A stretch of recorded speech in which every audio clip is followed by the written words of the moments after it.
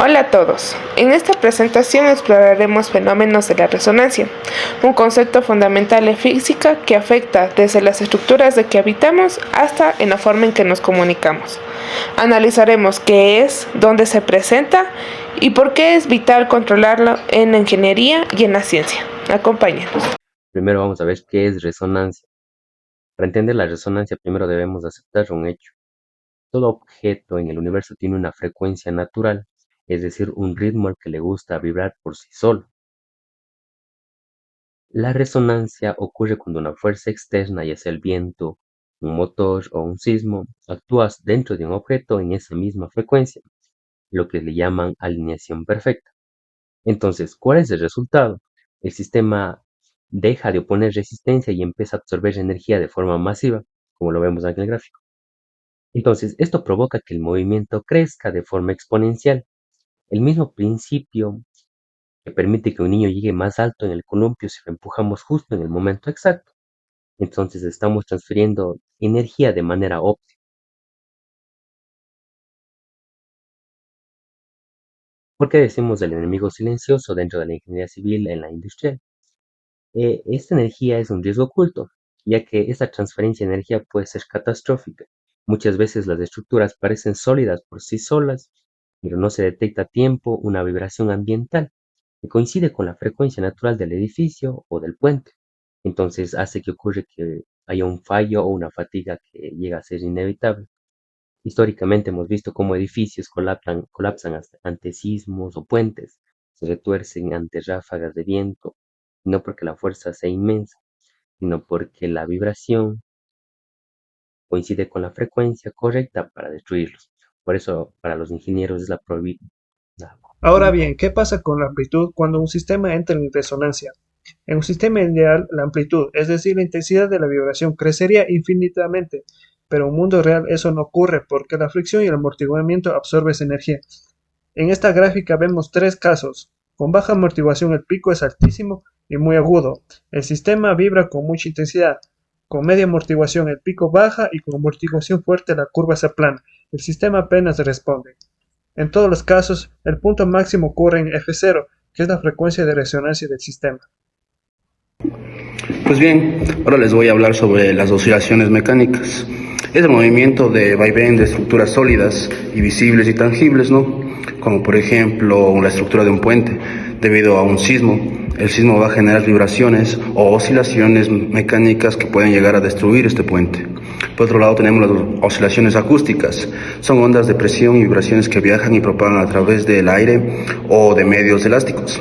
Por ejemplo, una guitarra, por ejemplo, también tenemos las oscilaciones provocadas por una nota muy alta que puede llegar a romper una copa de cristal, un muy buen ejemplo. También tenemos el ejemplo de una puerta, ¿no? Al momento de agitarla con fuerza, la puerta de cristal, obviamente, al vidrio templado va a comenzar a vibrar hasta romperse. Por otro lado, también tenemos las oscilaciones eléctricas. Es el viaje y la de ida y vuelta que hacen los electrones prácticamente dentro de un circuito con inductores y capacitores. La condición de flujo máximo, como ejemplo, es el máximo de corriente en un circuito cerrado, es decir, que utilizamos para encender un foco, por ejemplo, donde la energía cambia constantemente entre eléctrica y magnética. Oscilaciones electromagnéticas. Es la interacción y propagación conjunta de campos eléctricos y magnéticos a través del espacio. Un claro ejemplo es el radio, ¿no? La sintonización de un radio FM o AM, ¿no? Es lo comúnmente la señal viaja a través de estas oscilaciones electromagnéticas. El estado de resonancia eléctrica. Pasamos ahora al ámbito de la electricidad. La resonancia eléctrica se presenta específicamente en circuitos que contienen inductores y capacitores, conocidos como circuitos LC o RLC. En este estado crítico, conocido formalmente como estado de resonancia, se alcanza cuando la reactancia inductiva y la capacitiva son exactamente iguales y por lo tanto se cancelan mutuamente. Matemáticamente, esta condición de equilibrio se expresa con la igualdad de reactancia inductiva es igual a la reactancia capacitiva. ¿Qué sucede en este punto?